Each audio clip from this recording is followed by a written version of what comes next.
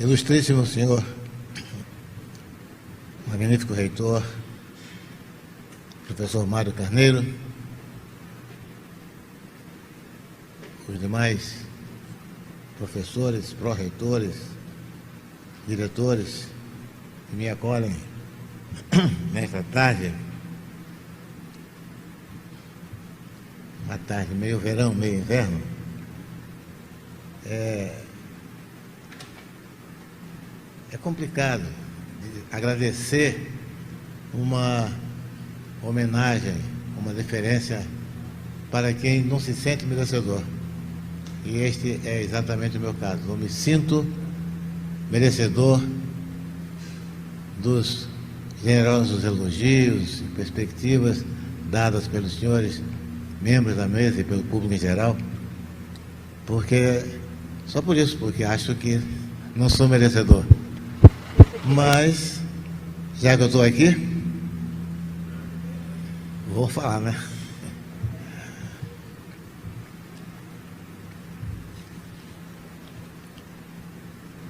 Este ano de 2022 é pródigo em marcar o centenário de várias personagens, de vários movimentos básicos na história da nossa cultura.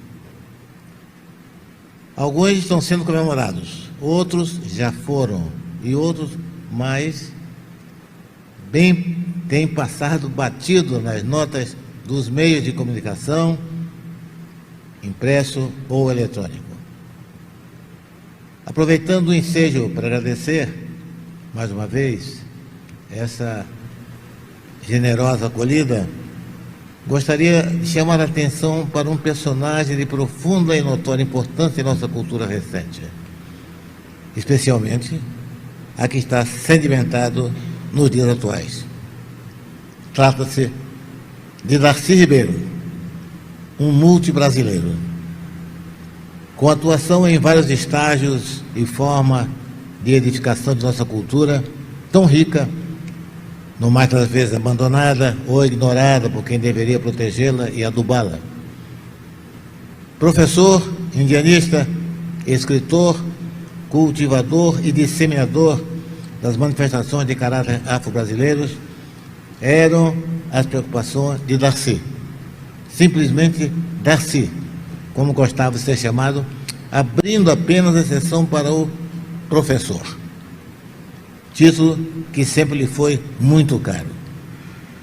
Se alguém em nosso país pôde ostentar a qualidade de agitador cultural, esse, sem dúvida, foi o nosso Darcy. Autor de vários livros e teses sobre a educação no seu sentido mais profundo.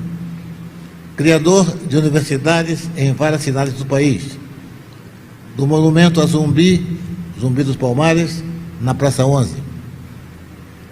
No Memorial da América Latina, na cidade de São Paulo, no Beijódromo, em Brasília, apêndice dado ao prédio da universidade, com a finalidade expressa no nome com que foi batizado pelos usuários. Sua marca está presente onde se fazia necessário, e sua fertilidade criativa estavam sempre lá.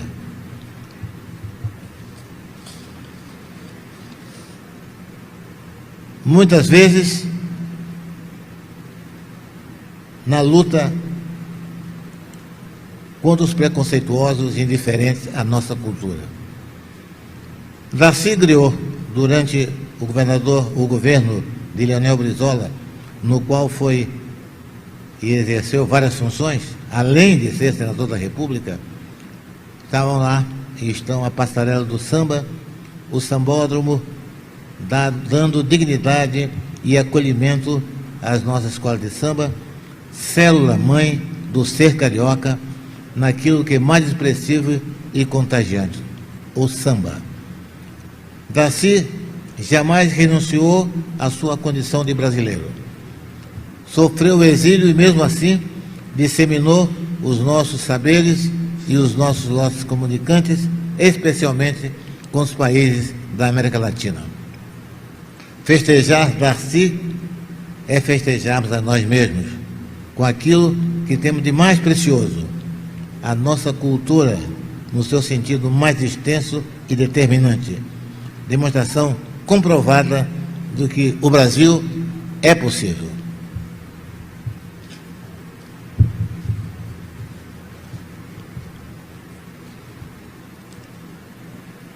Alguma dúvida sobre a origem das escolas de samba? Nascidas no Brasil e desenvolvidas na cidade do Rio de Janeiro, tornou-se o principal elemento do perfil brasileiro, no sentido estético e emocional. Catalisadoras da porção negra na demonstração do seu ser coreográfico, musical, poético, esse formato lúdico se transformou na mais compreensiva e atual presença da cultura diaspórica, amalgamada e presente em todas as vias.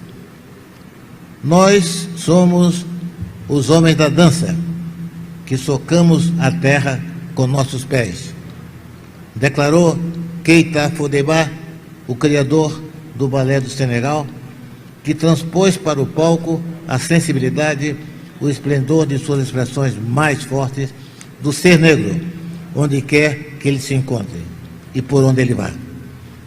A cultura ocidental se nutre dessas expressões que revelam, além da já citada dança, presente na sazonalidade das colheitas e na imprecação das entidades cósmicas, mas também esculturas talhadas em matérias que vão da madeira, passando pelo barro até o marfim.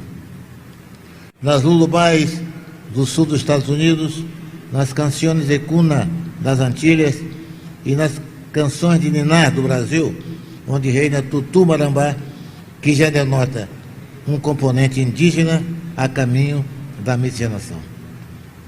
A retenção e a consequente difusão dos princípios éticos, normas, condutas religiosas e uma partícula da visão do mundo em toda a sua dinâmica,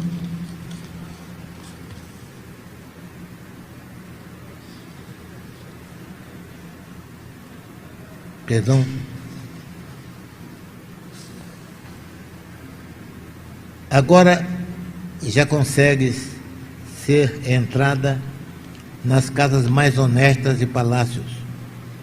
Ah, tu, famosa chefe, dás exemplos debaixo dos seus tetos, com a moça que furtou ao senhor o teu Ribério.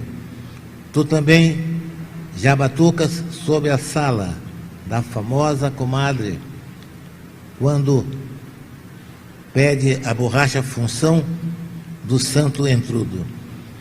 Não deixa de ser curioso conservar que o lascivo, o provocador, o sensual, componentes marcantes do lundu, também estavam presentes nos poemas festeninos de Gregório de Matos, o popular Boca do Inferno, que testemunhavam as folganças da data que preocupava ao clero e atualidades, porque ela também atraía alguns integrantes desses pilares morais.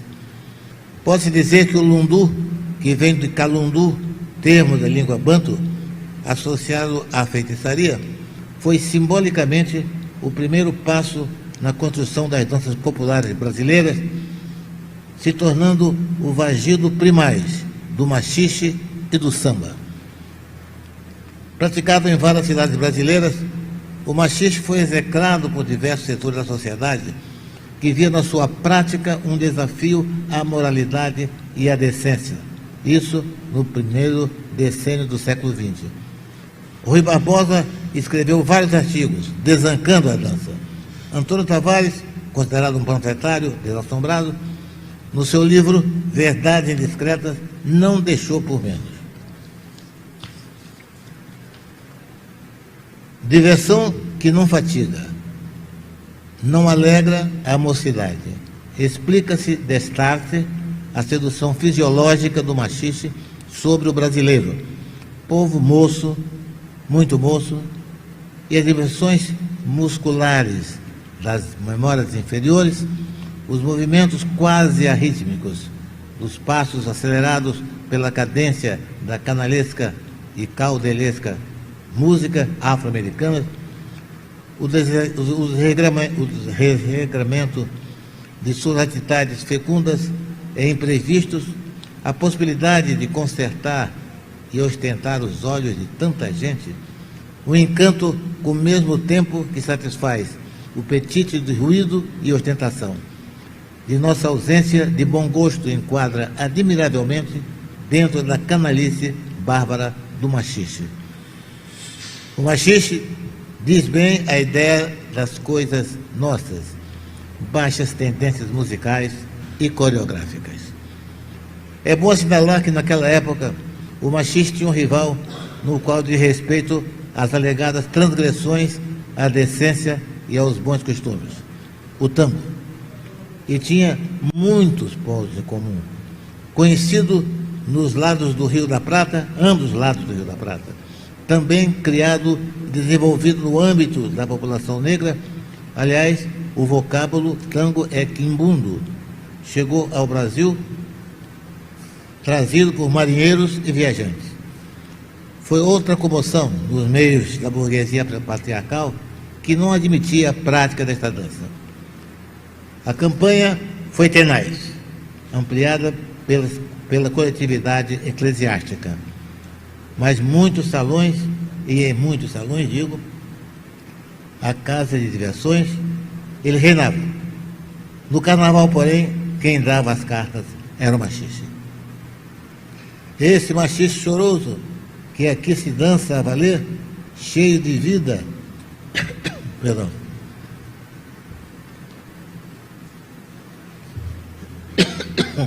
desculpa, está bom, não? Esse machixe choroso, que aqui se dança a valer, cheio de vida e de gosto, agora já consegue ter entrada nas casas mais honestas e palácios.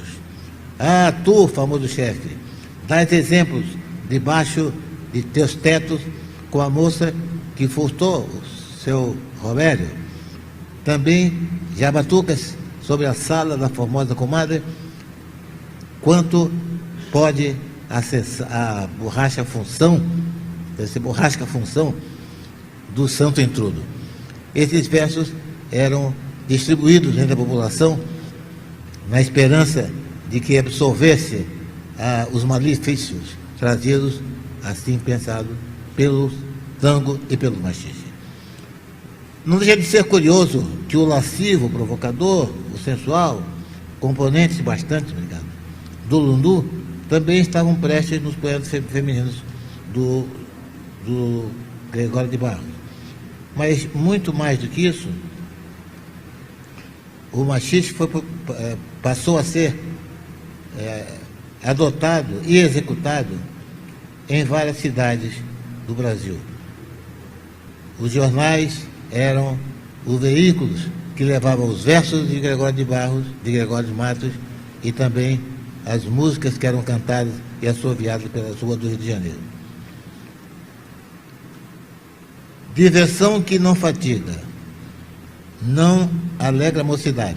Explica-se destarte a sedução fisiológica do machixe sobre o brasileiro, povo moço, as distorções imaculadas. Isto foi várias vezes repetido. O machixe tem a ideia de nossas baixas tendências em Siciliano, coreográficas. É bom assinalar que o machixe, dançado inicialmente pela população negra, foi sendo adotado, como em geral acontece, pelos senhores. A Casa Grande era contaminada pelas danças que aconteciam nos acampamentos negreiros durante a escravidão. Desculpa.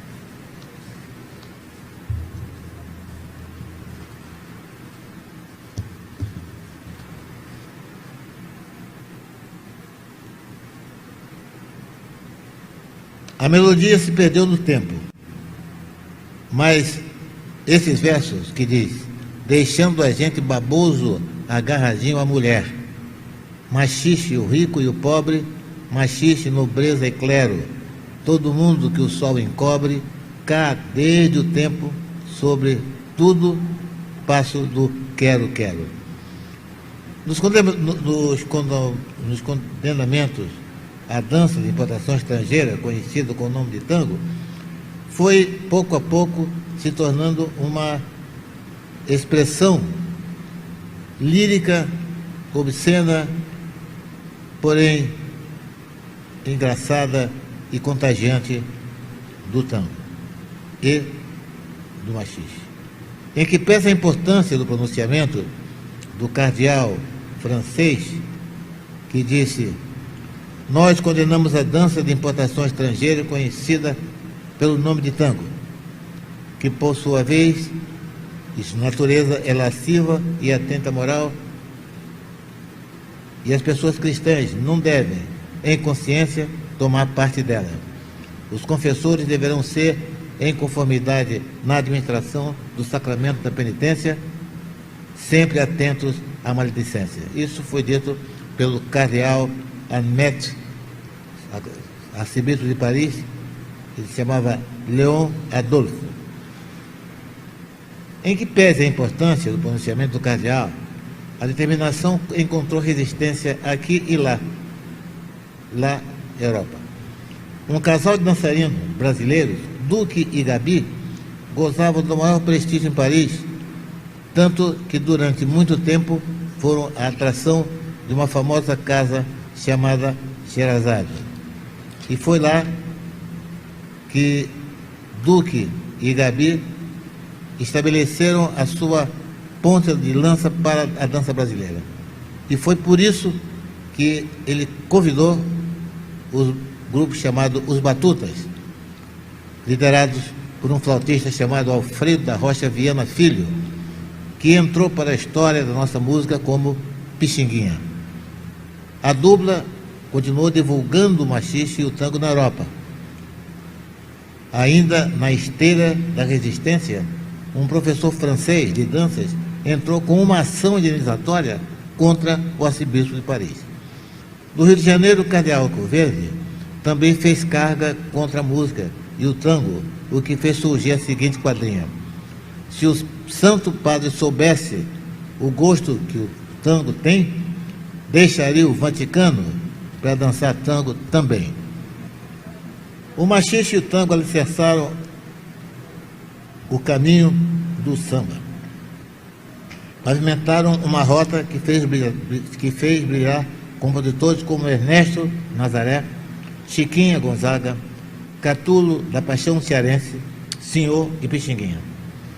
Na geografia da cidade do Rio de Janeiro, nos bairros de Santo Cristo, Gamboa, Saúde e Praça 11, formaram o que o compositor, cantor e pintor Heitor dos Prazeres denominou como Pequena África. Neste contexto urbano viviam muitas baianas, logo chamadas de tias pelos vizinhos, e que lidavam com a liturgia do candomblé e seus orixás. Seu meio de subsistência era instalar tabuleiro nas diversas esquinas do Rio de Janeiro para vender abarás, cocadas, acarajés, bolos de milho e outras delícias da gastronomia baiana de ascendência africana, devidamente trajadas com o que se convencionou chamar de baianas.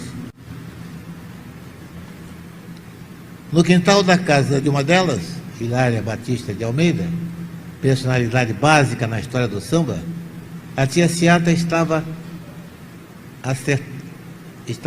na casa de sua Ciata, estava assentado o PG é oratório, onde ficam os símbolos característicos dos orixás, diante que as cerimônias eram realizadas.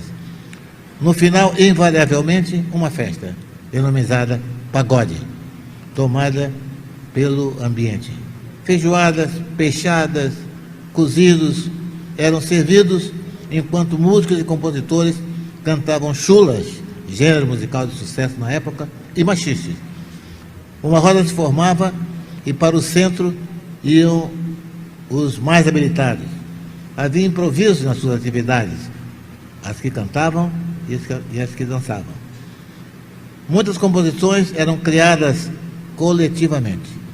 Foi o que se deu com Pelo Telefone, registrado como de autoria de Ernesto dos Santos, o Donga, e Mauro de Almeida, um jornalista que assinava uma coluna com o pseudônimo de Peru dos Pés Frios. O chefe de polícia, pelo telefone, mandou me avisar que na Carioca tem uma roleta para se jogar. Fica triste, rapaz. Ai, ai, ai. Bota as mágoas para trás, ô rapaz. Se quem tira o amor dos outros por Deus fosse castigado, o céu estava vazio e o inferno só habitado. Olha a rolinha, senhor, senhor. Olha a rolinha, senhor, senhor. Se embaraçou, senhor, senhor. Caiu no laço, senhor, senhor. Do nosso amor, senhor, senhor. Porque este samba, senhor, senhor, é de arrepiar, senhor, senhor. Mas faz gozar. O Peru me disse, e o morcego, que se o morcego visse, para não fazer tolice, que eu não saísse dessa esquisitice. E disse-me, tomara que tu apanhes para não fazer isso. Roubar o amor dos outros para depois fazer feitiço. Essa foi considerada a primeira música brasileira identificada como samba e registrada na Biblioteca Nacional no dia 20 de novembro de 1916. Foi o maior sucesso do carnaval seguinte, 1917. Nessa época, na capital paulista, mais precisamente nos bairros do Brás, Barra Funda, Bela Vista, Bexiga e Baixada do Glicério, onde habitavam majoritariamente negros e italianos pobres, o samba era conhecido na forma que começava a se desenvolver no Rio. Mas a influência não tardou a chegar. Enquanto isso, o combustível do carnaval popular de rua eram os cordões, animados por jongos e caxambus. Nos clubes, cafés, concertos, teatro, a burguesia e os novos ricos dançavam valsas, escotes e alguns machiches comportados, entre nuvens de confetes, rolos de serpentina e jatos de lança-perfume. O cordão primeiro, surgido no Carnaval de 1914 com o nome de Grupo Carnavalesco Barra Funda, foi fundado por Dionísio Barbosa, conhecido como Nhonhô da Chácara, uma espécie de faz-tudo, no que dizia respeito a festas de aniversário, torcidas de clube de futebol, ensaiador, organizador de piqueniques, enfim, um admirado e aliado da festa, animador cultural avant la lettre, como se diz. O Carnaval Carioca deu um enorme salto de qualidade e importância quando chegou à Praça 11. Mais um baiano trazendo um alentado currículo que ia do rufianismo à organização de grupos carnavalescos, como o Rancho e o Cordão. Excelente dançarino, era conhecido pela alcunha de Lalau de Ouro, introduzindo a figura do baliza, que mais tarde se transformou no mestre-sala, que fazia evoluções quase acrobáticas em torno da porta-estandarte, hoje porta-bandeira, e a dança continua. Os ranchos cariocas faziam contraponto com as chamadas grandes sociedades na disputa pela popularidade do carnaval. Dois de Ouro, Rei de Ouro, Rosa Branca e Ameno Rezedá competiam em animação e criatividade com os Tenentes do Diabo, Democráticos, Perrot das Cavernas, Fenianos. O tom solene das marchas rancho e sua imponente teatralização contrastava com as agudas clarinadas majestosos carros alegóricos que não poupavam críticas aos políticos do momento, encimados por belas mulheres, muitas advindas do teatro de revista. As porções estavam ali, os condimentos também. Era chegado o momento para uma mistura que faria surgir a síntese de tudo que se fazia e que era a perfeita tradução do ser brasileiro, a escola de samba. O bairro Estácio de Sá, nome de homenagem ao fundador da cidade do Rio de Janeiro, inclui o Morro de São Carlos, sede de vários blocos, reisados e pastorinhas. São muitos bares, salões de música e botequins. Já teve mais. No segundo decênio do século XX, o Bar Apolo e o Café do Compadre eram a pista de pouso e campo de provas de uma rapaziada irrequieta e talentosa que se reunia todas as noites em torno de muita cerveja e cachaça. Os apelidos eram diversos: Brancura, Baiaco, Bide, Julinho do Violão, Gaguinho, Geraldo Vagabundo, Henrique Cabeça Grande, Marçal Mãozinha, Nanai, Nino do Estácio. Deste grupo seleto fazia parte mais um, que não estava destinado a ter uma participação relevante, ao contrário, estava destinado a ter uma participação relevante na criação da escola de samba e conservava seu próprio nome, Ismael Silva. No Estácio e arredores, o Bloco de Sujo, denominação não pejorativa, mas significava uma provocação à estética dos ranchos, e o Deixa Falar era o mais afamado pela qualidade dos sambas que apresentavam e pelas cabrochas cestrosas que sambavam com competência. No desfile, a formação era semelhante à dos ranchos, porque esta era a condição indispensável para a polícia dar a autorização necessária. As cores do Deixa Falar eram vermelho e branco, em homenagem à União Faz a Força, que dissolveu, não obstante, os esforços do fundador Mano Rubem. Apesar de toda a controvérsia, Ismael Silva sempre afirmou ter dado a denominação Escola de Samba. Isso se deu pelo fato de existir uma escola normal, onde se formavam professoras. Achando que ele e sua turma eram professores de samba, não hesitou em declarar seu bloco uma escola de samba, forma de expressão artística popular que se espalharia do Estácio para o Brasil e depois para o mundo. Anos depois, em 1930, nascia na cidade de São Paulo o cordão carnavalesco e esportivo Vai Vai, e desfilou com 120 pessoas vestidas de preto e branco. E só em 1972 tornou-se o Grêmio Recreativo Escola de Samba Vai Vai, atualmente um dos pilares do carnaval paulistano. No Rio Grande do Sul, particularmente em Pelotas, berço das primeiras manifestações carnavalescas do Estado, e em Porto Alegre, o que dominava eram as tribos, clara alusão à cultura indígena. Os grupos em voga eram os guaicanazes, os comanches, os chavantes e os tapuias. A presença negra, pouco a pouco, foi se tornando uma presença que, na década de 40, fez surgir o primeiro grupo denominado com o nome de Bambas da Orgia. E aí chegando outros imperadores do samba, Império da Zona Norte, Acadêmicos do Gravataí, Estado Maior da Restinga. Atualmente são mais de 20 agremiações. Consequência dos cordões, blocos de sujos, ranchos, torcidas, clubes de futebol, as escolas de samba se tornaram um fenômeno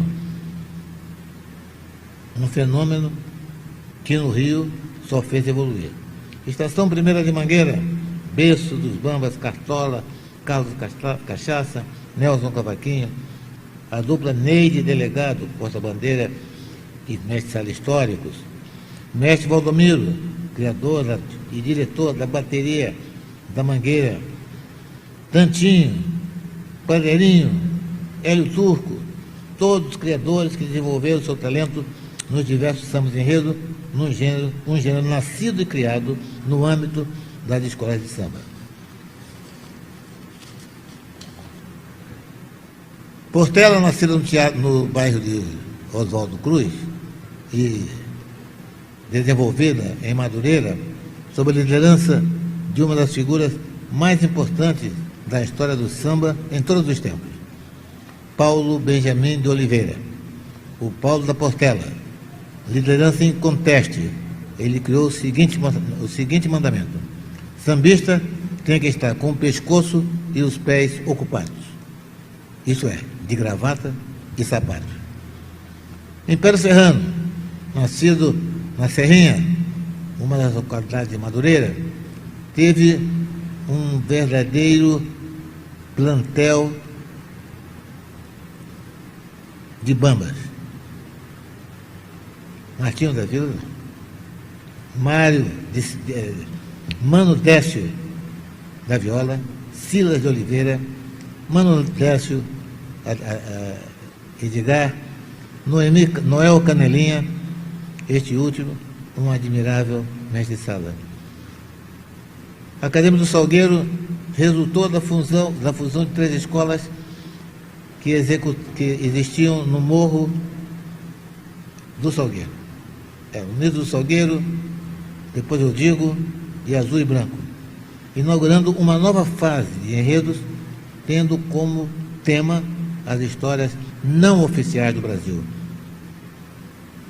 Tornou Aleijadinho, Chica da Silva, Chico Rei, Zumbi, personagens conhecidas hoje, conhecidas no Brasil e no mundo. As escolas de samba, que se titulavam Grêmios Recreativos, são produtos da criação popular. Não trata de um modelo impingido de cima para baixo. O caminho foi inverso, determinou um novo caminho e perspectivas novas para o carnaval, que no Brasil adotou um formato peculiar e inseriu-se no caráter nacional. Não é exagero dizer que depois que a população negra aderiu às festas, onde durante muito tempo foi a mão de obra especializada para o gáudio da classe dominante, o carnaval brasileiro passou a ter feições e comportamentos próprios, diferentes dos que se praticavam na Europa, e as escolas de samba tiveram o seu corolário.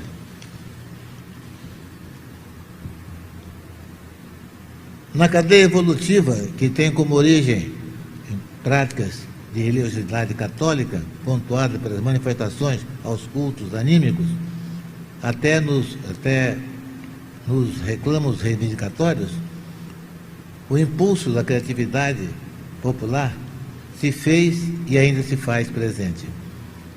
Na sua obra Macunaíma,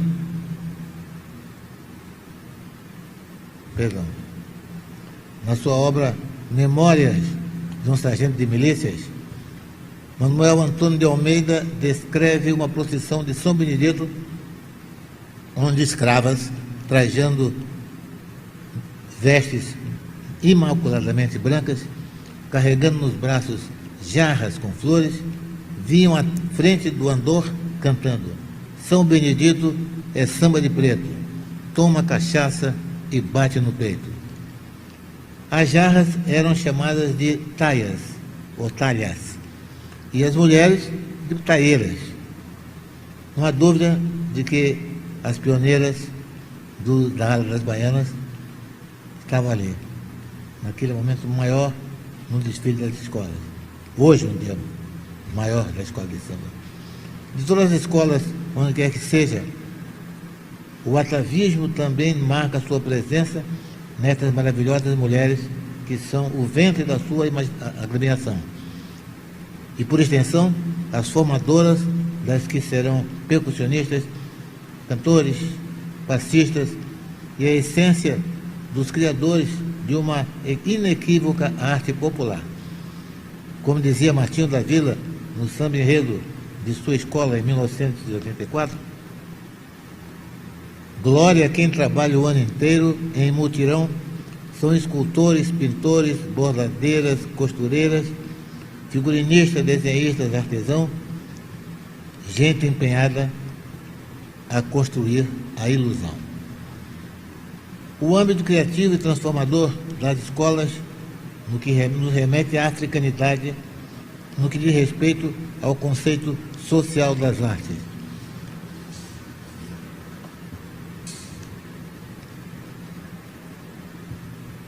A notar pela intimidade que as expressões nascidas da conceituação afro-brasileira refletiam as mais variadas formas, seja um tronco de cadeira, uma máscara ritualística, decorações animalísticas, relevos rupestres ou na representação dos signos sagrados afastados por diversas etnias.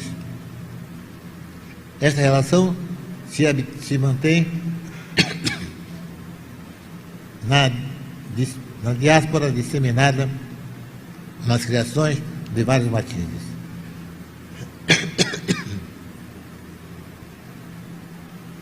Através da percepção ancestral, hereditária, inconsciente, porém potente e absoluta. O espaço se torna a oficina da alquimia do exemplo, do exercício, da interpretação através das soluções ousadas e provocadoras. Ainda que nem todos sejam negros, do ponto de vista epidêmico, tem todos, sem dúvida, é a mão negra que rege. Como organismo social, a existência da escola de samba é o espaço para o convívio entre diferentes teatro, essa forma de teatro, a harmonia como é um pêndulo que estabelece o equilíbrio. Por isso acredito que este conceito é um espelho da nossa nacionalidade, em que pese a incompreensão de alguns e é determinante para a apresentação no desfile, a harmonia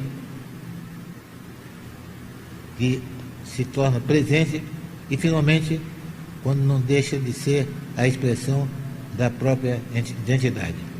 É o entrosamento coletivo que domina e faz a diferença.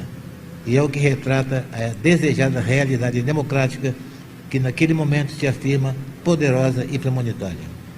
Desempenho igualmente importante é do intérprete, designado como puxador, que faz a sua voz, que por sua vez traduz o griot, aquele que contava e recontava a narrativa das caçadas, das lutas e das vitórias em terras africanas, tal como os chanteurs de gestes medievais, menestréis, todos ao seu tempo. O espírito gregário, creio, nasceu nos porões dos navios negreiros. O som das ondas eram constantes e cadenciados no casco da embarcação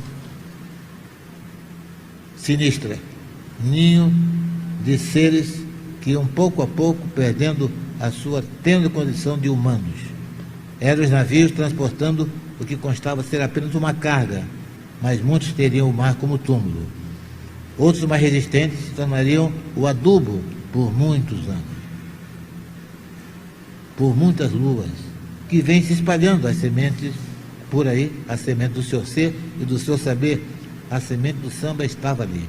Germinou, cresceu e ouviu o tambor distante que foi chegando e se reproduzindo em sons e formas, passando a ser a voz de todos e de cada um, através dos tempos. Misto de sofrimento e nostalgia, o samba cresceu, robusto e desafiador, exibindo sua observação para vocalizar os mais variados sentimentos. O samba enredo, principalmente e primeiramente, designado como samba de enredo, é o resultado das observações que nutrem a vivência dos menos favorecidos, poetas e músicos que criaram e desenvolveram este gênero único. Não são poucos, inteiramente, infelizmente, os que acreditam que trata de uma modalidade falida, esgotada pelo tempo. Não acredito. A capacidade de sobrevivência é absoluta. Considera-se que para cada carnaval são criados cerca de 100 sambas no total dos grupos concorrentes no Rio e em São Paulo, especialmente. E não raramente tem um que fica na memória popular, sendo que muitas vezes não é o samba da escola campeã. O papel relevante dos sambas enredos passou a ter ainda mais importante quando os enredos começaram o privilégio dos temas. Episódios de figuras relevantes da história não oficial do Brasil ali ficaram presentes. Coube ao Acadêmico do Salgueiro apresentar o primeiro enredo que focalizou o tráfico de escravos africanos. Foi Navio Negreiro, de autoria de Djalma Sabiá e Amado Rego, para o Carnaval de 1956. Apresentamos páginas e memórias que deram louvor às glórias ao altruísta defensor. Tenaz de gente de cor, Castro Alves, que sempre se inspirou, e em versos retratou o navio onde os negros, amontoados e acorrentados em cativeiro no porão de embarcação, com a alma em farrapo, tanto maltrato, vinham para a escravidão. Do navio negreiro, o negro veio para o cativeiro, finalmente uma lei o tráfico aboliu. Vieram outras leis, e a escravidão atingia a liberdade e surgiu como o poeta previa. Acabou-se, acabou-se o navio negreiro, não há mais cativeiro. A partir desse momento, houve uma importante guinada no conceito do samba-enredo. Deixou de ser laudatório e passou a ser reivindicatório. Temos ligado as questões sociais e a participação do povo negro na construção do nosso país, foram germinando em todas as escolas cariocas. Digo construção não só no sentido físico, mas muito além. Refiro-me à construção humana, anímica, valorizadora da nossa pluralidade e fecundando o que Darcy Ribeiro chamou a civilização brasileira. Um exemplo dessa compreensão de episódios que os livros didáticos não consideram é o samba-enredo que a Escola de Samba Beija-Flor de Nilópolis apresentou no Carnaval de 2005. O vento corta as terras dos Pampas em nome do Pai, do Filho e do Espírito Guarani. 7 povos na fé e na dor. 7 missões de amor, trazendo para o conhecimento geral de um episódio que versa sobre a catequese jesuítica no sul do país. Clareou, anunciando um novo dia, clareou, abençoada estrela guia, traz do céu a luz, menino, uma mensagem do divino, unir as raças pelo amor fraterno, a companhia de Jesus. Restaura a fé e a paz faz semear. Os jesuítas vieram de Além-Mar com a força da fé catequizar e civilizar na liberdade dos campos e aldeias. Em sua lua cheia canta e dança o Guarani com tubixá e feitiço que até pouco fez a fé surgiu. Nas mãos de redução e evolução, oásis para vida em comunidade. O paraíso, santuário de riqueza naturais, onde ergueram monumentos imensos, eram imensas catedrais. Mas a ganância alimentada dos palácios de Madrid, com o tratado assinado, a traição estava ali. Ó Pai, olhai por nós. Ouvi a voz desse missioneiro, o samba, o vento cortando os pampas, dobrando a esperança. Nesse rincão brasileiro, em nome do Pai e do Filho, a Beija-Flor é Guarani. 7 povos na fé e na dor, 7 missões de amor. A saga erótica dos Quilombos dos Palmares, que durante muitos anos era uma citação resumida nos livros de história do Brasil, reduzindo assim a importância e a magnitude de uma luta tenaz dos ex-escravos, humanizados numa cidadela alagoana, entre os obuses, espadas e canhões das forças portuguesas durante 60 anos.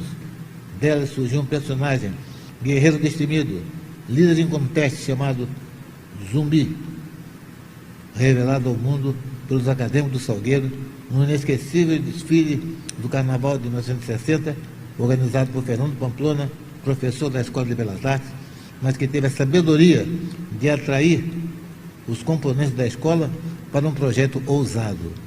Até então, o comum eram fantasias recorrentes à nobreza europeia. Pés descalços, escudos, lanças, em vez de perucas brancas, sapatos com fivela e casacos de cetim. Esse era o figurino. Mas a ideia deu certo. Os autores do samba foram Noel Rosa de Oliveira e Anescar Anescar Ferreira Filho. Nós tivemos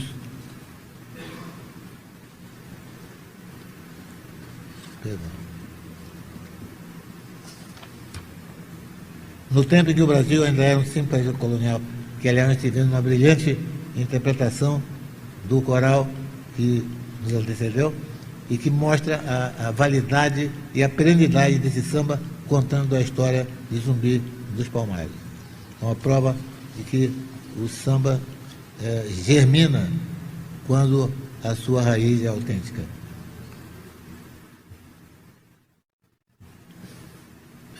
Em 1998, ano do centenário da Lei Áurea, presumiu-se que haveriam debates, seminários, conferências, obras de pesquisa, literário. Nos deparamos com uma grande frustração. Além de algumas poucas iniciativas oficiais, tivemos de relevância o livro organizado pelo artista plástico Emanuel Araújo, A Mão Negra, Afro-Brasileira, e os enredos da Escola de Samba Unidos da Vila Isabel, Estação Primeira de Mangueira, com duas visões diferentes, mas convergentes. O samba da Vila Isabel, de Luiz Carlos da Vila, Rodolfo e Jonas, que zomba a raça, festa da raça, dizia: valeu Zumbi, o grito forte do Palmares, que correu terras, céus e mares, influenciando a abolição. Zumbi valeu, hoje a vila é que zomba, é batuque, canto e dança.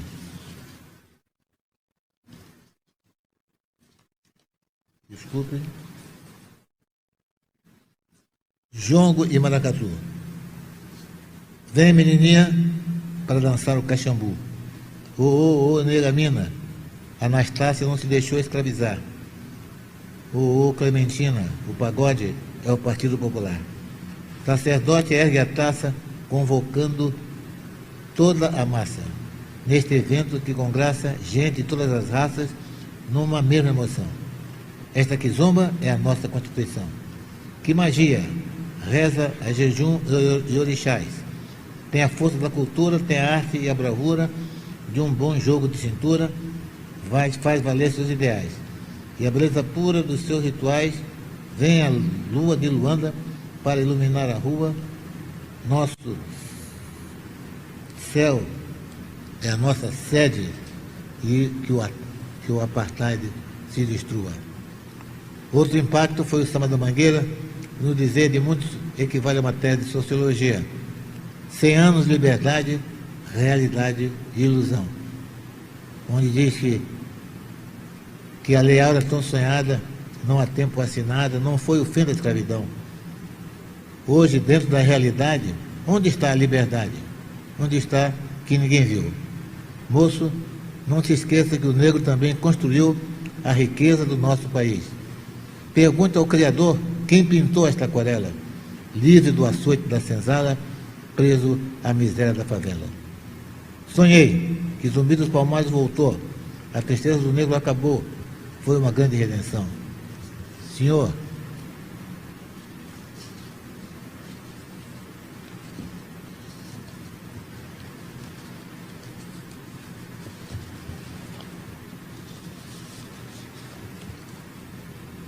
a luta em si mesma continua. O samba tornou-se o guardião do quilombismo e da resistência, agregando todos o que acreditam que nas suas melodias e nos seus compassos pode-se contar o desejo de um mundo melhor e praticar o exercício do respeito à diversidade, seja qual for. Darcy Anteril. Muito obrigado.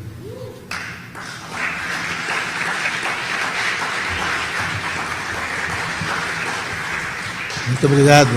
Desculpem os tropeços por conta da emoção.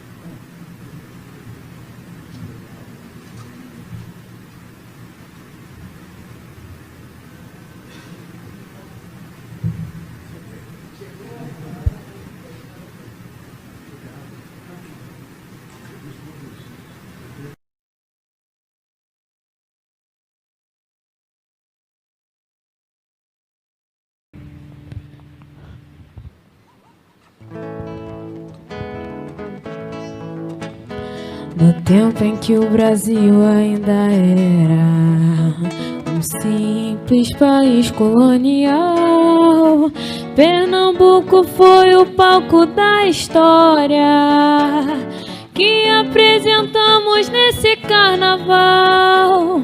Com a invasão dos holandeses, os escravos fugiram da opressão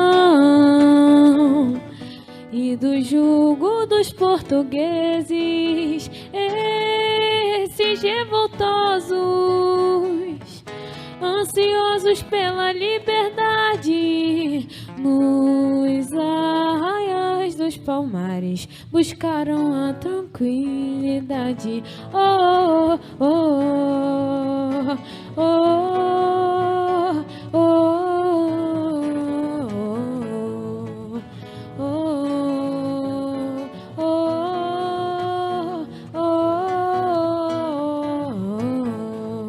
Surgiu nessa história um protetor zumbi. O divino imperador resistiu com seus defeitos sua glória. Muitos anos ao furor dos opressores, ao qual os negros refugiados rendiam respeito e louvor. 48 anos depois de luta e glória, terminou o conflito dos Palmares. E lá no alto da serra, contemplando a sua terra, viu em chamas a sua Troia. E num lance impressionante, Zumbi no seu orgulho se precipitou. Lá no alto da Serra dos Gigantes, meu maracatu é da coroa imperial. Meu maracatu é da coroa imperial.